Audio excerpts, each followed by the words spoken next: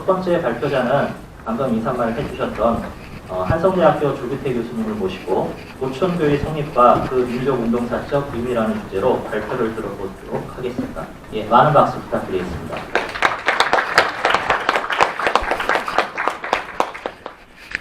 예, 그 발표문을 읽어가면서 중간중간 생각하고 읽어가면서 발표를 하도록 하겠습니다. 제 발표문은 북쪽이 되겠습니다. 보천교회 성립과 그 민족운동사적 의미에 대해서 부분적으로 설명을 드리고 부분적으로 또 읽도록 하겠습니다. 동아의 근대화 운동과 보천교회 최교회 성립입니다.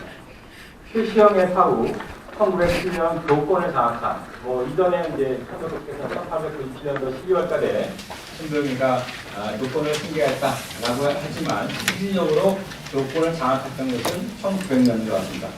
손병희는 1901년 미국에 가기 위해서 국내를 떠나 일본에 도착하였습니다. 그는 두 곳에서 권동진, 오세창, 조희원 등의 문명개혁파를 만나 문명개혁 사상을 수용하였습니다. 그리고 1904년 음력 8월 말 국민의 명령을 내려 전국 각지에 진보회를 조직하고 문명개혁운동을 추진하라고 하였습니다. 이 명령에 따라 평안도와 한강도 등 서북 지역을 중심으로 한 전국의 동아리들은 흡입 반발을 하고 만국 공법의 준수를 표방하며 값진 개혁운동을 전개하였습니다. 이후 동학교단은 1905년 12월 동아리에서 선거지로 이름을 바꾸어 교인을 근대화시키기 위한 활동을 전개했습니다. 참고로 동학에서 천독이라고 바뀐 것은 단순한 명칭의 변화에 국한되지 않는다. 여기서 활동이 적지 않았지만 동학의 신자는 학교, 배우는 우리라고 얘기했는데 천독의 신자는 교인, 가르치는 사람이다 라고 할 정도로 어떻게 보면 자세라든가 세계관이라든가 이런 것이 달랐다 이렇게 얘기할 수가 있겠습니다. 먼저 천독의 중앙총을 조직하고 권동진, 오세창, 양암목 등의 개학파인들을 그 임원에 임명으로서 동력을 마련하였습니다. 그리고 천독의 대원을 마련 후 교회의 제도를 근대화했습니다. 전국의 대교구 교구대를 실시하고 연원주가 아닌 교구장인 교인을 가능하게 하였습니다. 일종의 의회로서 총회를 설립하여 교회의 예산 결산과 중요 절차를 결정하도록 하였습니다. 뿐만 아니라 자유주의와 사회진화 등 서구의 가치와 사상을 반영한 교진을 방해하고 전국 각지에 수백 개의 교육학습소를 설치하여 교인들을 교육함으로써 교인들 하여금 근대적인 사고를 갖게 하였습니다. 동학 주류의 이러한 활동은 또 하나 농민운동 당시의 노상과는 확연히 다른 것이었습니다. 먼저 유교, 불교, 선교의 동행적 전통을 지키는 데에서 머물지 않고 개인주의와 자유주의 등 서구의 사상을 적극적으로 받아들였습니다. 또 동기일체의 화합에 위한 통대한 공동체를 중시하던 데에서 탈피해서 사회제한에 입각한 야극 방식의 경쟁의 논리로 수행했습니다.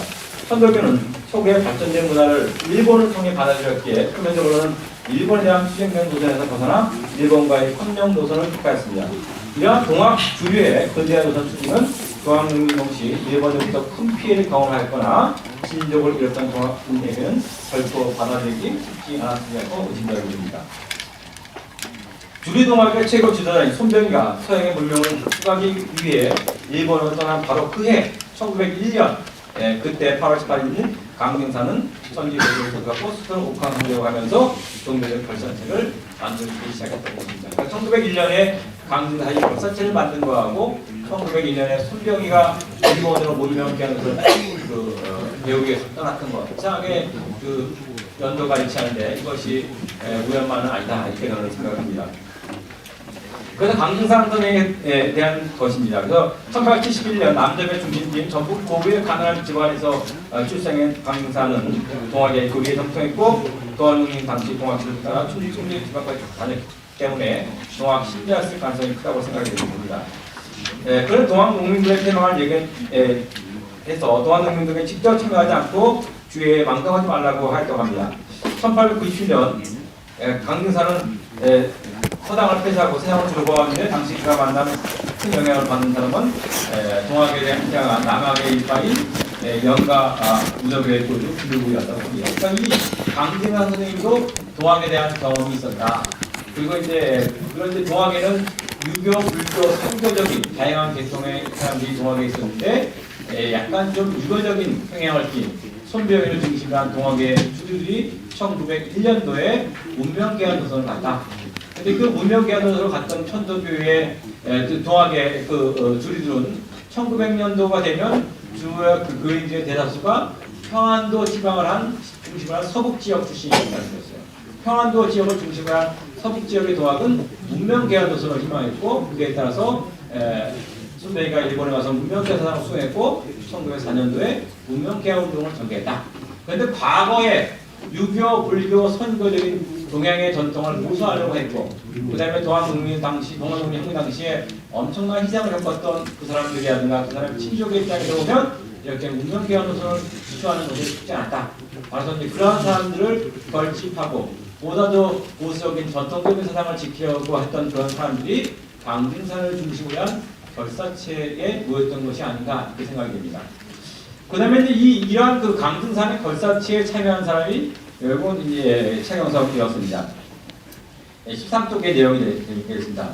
차경석도 1907년 6월달에 전북 김제구 수리면 원평에서 강등산과 차경석의 만남이 이루어졌습니다. 근데 이 차경석은 차치구의 아들로 차치구는 평안농민운동에 참여했다가 패배한 그런 인물이었습니다.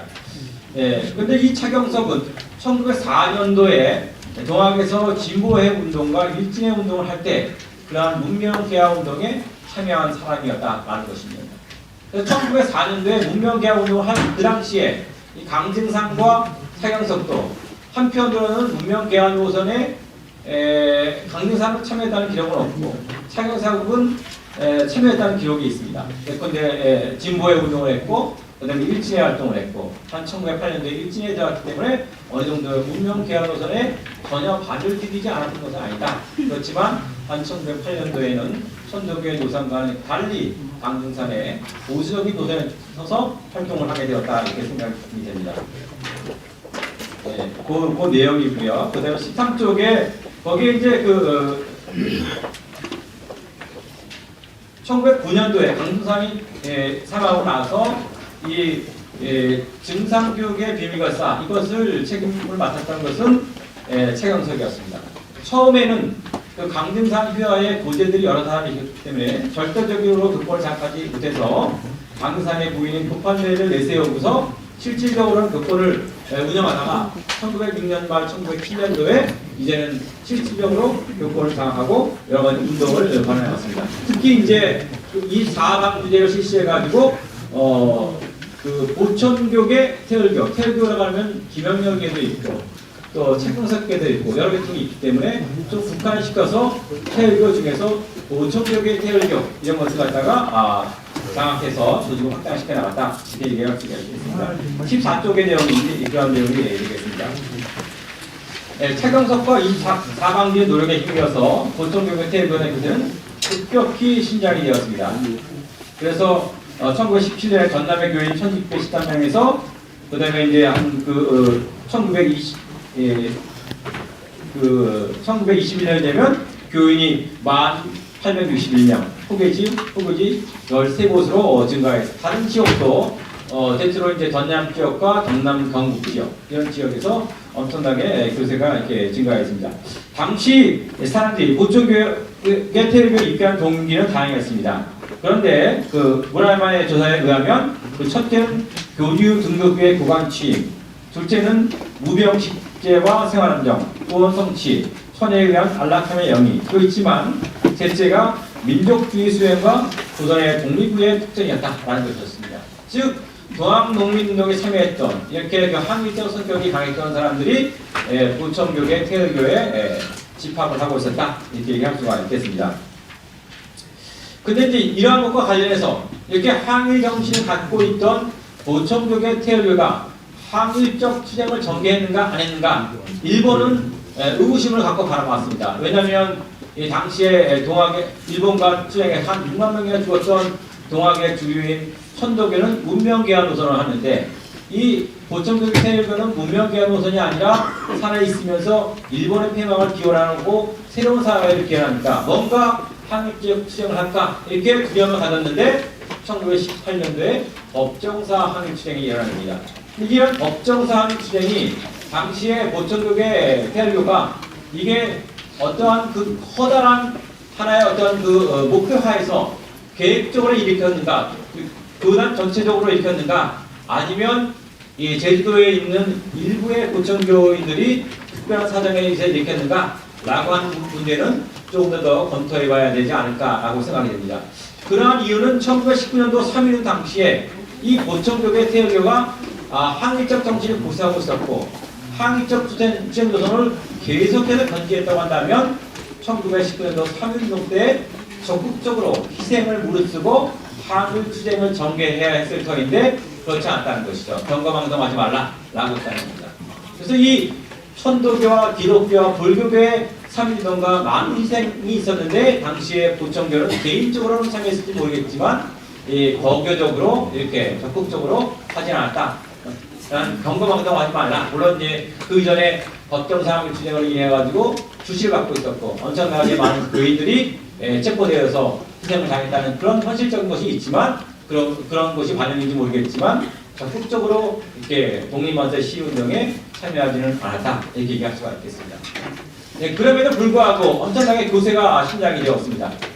그러니까 그 교세 신장에 대해서 일본인들 두려워한 것이죠. 특히 법정상황 투쟁과 같은 그러한 항일적 투쟁 노선을 견지할 가능성이 있다고 판단합니다.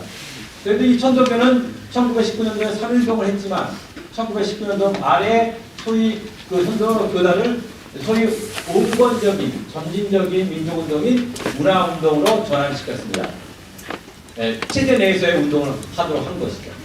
근데 이 보천교계 태일교는 체제 내에서 운동을 하지 않으니까 그리고 옛날에 한 20년 전에 항일적 투쟁을 했던 그런 사람들이 교단에 많이 있으니까 과거의 동학농민운동, 동학농민혁명과 같은 그런 항일적 투쟁을 견지하지 않을까, 계속하지 않을까 라고 하는 그런 두려움이 있었고 이 보천교계 교단을 이렇게 공인해서 소위 이제 그 온건적인 그리고 이제 점진적인 이러한 운동으로 유도를 했습니다.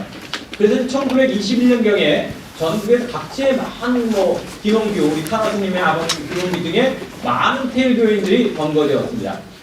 그 이유는 뭐냐면 1924년도에 갑단에 뭔가 독립을 위한 운동을 한다는 것이었습니다. 그렇게 판단했던 데에는 뭐냐면 1884년도에 갑신정변이 있었고 1894년도에 동학독립운동과 청일전쟁이 있었고 1904년도에 러일전쟁이 있었고 1914년도에 제1차 세계대전이 있었으니까 1924년도에 갑전에는 그것을 증거하는 뭔가 커다란 사건이 있었고 그러한 커다란 사건과 관련해서 조선은 독립할 수 있을 것이다 라고 하는 예언적인 주장을 하면서 포기를 했다는 것이죠. 그런 것을 믿고 그 독립을 반하는 많은 사람들이 이 태일교단에 이제 모여들었습니다. 교사가 너무나 크게 신용되니까 일본으로부터 두려움을 갖고 이것을 갖다 압박을 가해가지고 결국은 은도시대를 통해서 이렇게 공인되지 않고 숨어서 포기 활동을 하는 이런 그 태일교단, 보천교계 태일교단을 이렇게 선도해서 뭔가 활동을 하도록 한 것이 결국은 이제 보천교다 이렇게 얘기할 수가 있겠습니다.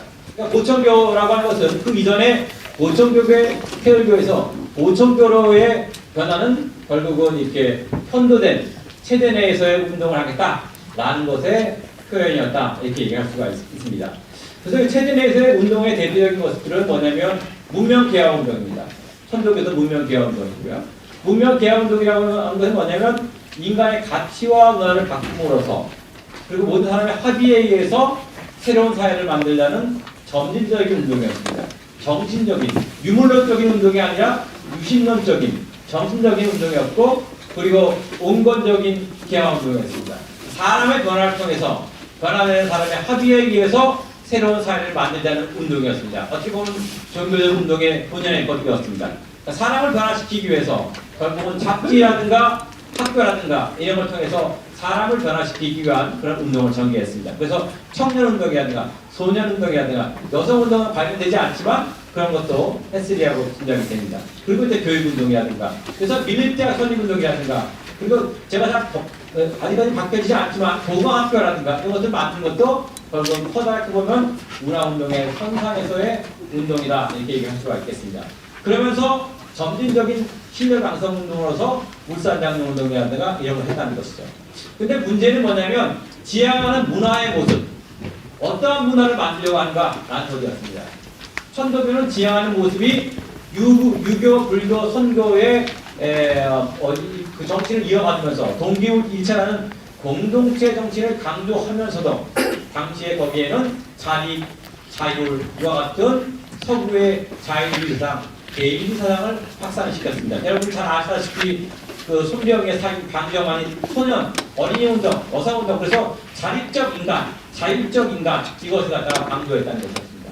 그러니까 어떻게 보면 서구의 자유주의와 개인주의에 대한 사상을 확산시키고 그걸 통해서 미국과 일본과 같은 이런 자본주의 사회, 자유주의 사회 이런 것을 달성하기로 했다면 이 고천교는 그러지 않았다는 것이죠. 고천교는 결국은 이 상생과 같은 동기일체와 같은 평등, 공동체 정신을 좀 더 강조를 했다라는 것이었습니다. 그러니까 물산장려 운동을 하면서도 물산장려 운동이라고 하는 것은 자본주의 역량을 강화시키는 것임에도 불구하고 토상장려라든가 이런 것들 얘기했던 것은 이 보청교가 가지고 있었던 전통성이라든가 공동체성이라든가 이런 것을 강조하려고 하는 그러한 움직임이었다 이렇게 얘기할 수가 있겠습니다. 근데 이제 1920년대 전반에 여러 가지 민족운동 세력과 보청교 종교단체들이 분화했습니다. 그 결정적인 계기는 뭐냐면 1920년대 초반에 일제가 우리에게 자치행정권을 준다라는 것이었습니다. 행정적 자치권을 준다는 것이었습니다. 그래서 이 행정적 자치권을 주는 것은 완전하게 일본에게 식민통치를 받는 것보다 조금 나은 것이었기 때문에 모든 정치 세력이 여기에다 관심을 가졌습니다. 예컨대 각파 유지연맹이라고 하는 유지들도 관심을 가졌고, 근데 이제 각파 유지연맹은 이 우리의 민족을 이끌 만한 역량이 없었습니다. 너무나 친일적 성향이 강했기 때문에. 두 번째 여기에 관심을 가졌던 세계 세력이 누구냐면 인천 김성수로 대표되는 와세다 대학이라든가 일본 유학생들이었습니다. 당시 이 일본 유학생들은 일본에서 한빛이라든가 이런 단체를 만들고 서구의 자유대상 수행해가지고 영국과 미국과 일본과 같은 이런 해양 세력이 주도하는 자유주의, 자본주의 사회를 지향을 했습니다. 그렇게 그러한 운동을 지향한 세력이 누구냐면 천도교 신파였습니다. 당시에 최진이라든가 손정들은 천도교 신파가 그러한 운동을 주도했습니다. 그리고 그와 같은 노선을 취한 그런 단체가 누구였냐면 당시에 개신교였습니다. 그래서 감리교가 됐건 장로교가 됐건 그리고 이러한 운동에 반대하는 세력이 누구였냐면 사회주의 단체였습니다. 사회주의자는 결국 소비에트 러시아 연계를 맺고 공동체적 공산주의 사회를 수용하려고 했습니다. 앞서 말씀드렸던 김성수 세력, 천도교 신파 이런 세력들이 어떻게 보면 영국과 미국과 일본의 해양 세력에 따라서 지금의 자본주의 사회를 지향했다고 한다면 사회주의자는 소비에트 러시아와 연계해서 대립세력에 편에서 공산주의, 사회주의 사회를 지향했습니다. 그리고 또한 이 사회주의자와 같은 행동을 취했던 세력이 누구냐면 과거에 예컨대 송윤관 박사라든가 이렇게 그 전통 사상에 이제 빠져있던 사람들 이런 사람들은 중국과의 관계를 중시하고 유교적 공동체와 같은 공동체 정신에 입각한 새로운 사회를 갖다가 만들기를 희망했습니다. 당시에 이 보천교도 기본적으로 사상적인 측면을 본다고 하면 전통을 강조하고 공동체 정신을 강조하고 그렇기 때문에 그렇다고 한다면 사상을 본다고 한다면 당시에 사회주의와 아니면 민족주의의 소위 이제 비타민 민족주의 세력이라고 하는 이렇게 전통주의 세력과 연계해서 신간의 노선을 취해야 되는 것이 어떻게 보면은 그 사상이라든가 운동 노선에 보면 맞는 것이다 이렇게 얘기할 수가 있겠습니다. 그런데 그렇지 않고 1925년도에 소위 이제 각파 유지연맹 등과 연계해서 시국 대동단 등과 함께 활동을 했다는 것 이것들이 어떻게 본다면 이게 자치의 구현이라든가 선거라든가 동학포교의 사회라든가 어떤 것이 있었는지 모르겠지만 그런 이 당시의 사회주의자라든가 이런 측면에서 보면 공격을 받게 되는 하나의 배경이 되지 않나 이렇게 생각됩니다. 근데 그때가 약간 됐고 1928년도에 그래갖고 어떻게 보면 보천교를 통해서 근대화 쪽으로 가면서 전통사상을 유지하려고 되다 보니까 여기는 엄청난 공격을 받았고 1928년도에 결국은 근대화를 취하는 방책으로서 유교적인 인회와 같은 유교적인 합리주의에 입각해서 어떻게 보면 이렇게 본청교 활동을 해갔던 것이 아닌가 이렇게 짐작이 됩니다. 그래서 지금 어떻게 보면 지금 저는 그때는 잘 모르겠지만 천도교와 비교해 본다고 한다면 천도교는 어떻게 보면 유교, 불교, 선교와 같은 전통적인 정신을 가지고 있지만 1920년에 자유주의 사상이라든가 이런 걸 해가지고 근대화시켜가지고 교사가 신장이 되었지만 해방이 되고 나니까 이렇게 근대한 노선을 취하는 것은 개신교 세력이 상당히 외국의 지원을 받아서 강한 데 비해서 그러다 보니까 이제 어떻게 보면 그런 노무현 계로선의 주도권은 개신교 쪽이 갖고 있기 때문에 어떻게 보면 이렇게 밀어주는 세력이 없기 때문에 교사가 약한 데에 대해서 과거에 이제 보청교라든가 진상교 같은 그런 교단들은 유교적인 합리주 그래서 전통적인 것을 갖다가 유지하려고 했던 점 이런 것들이 최근에도 어느 정도 이렇게 교세를 유지하는 그러한 배경이 되는 것이 아닌가 이렇게 생각이 됩니다. 그래서 이 보청교의 어떤 1920년대 근대화 노선에 택하게 된 배경이라든가 그런 것들 지향이 뭔가라든가 그런 지향의 한계 그리고 그 민족운동의 성격 이런 것들은 여러 가지 각도에서 한번 좀 논의해보고 토해봐야 할 그러한 주제가 아닌가 이렇게 생각합니다. 이상으로 발표를 마치겠습니다.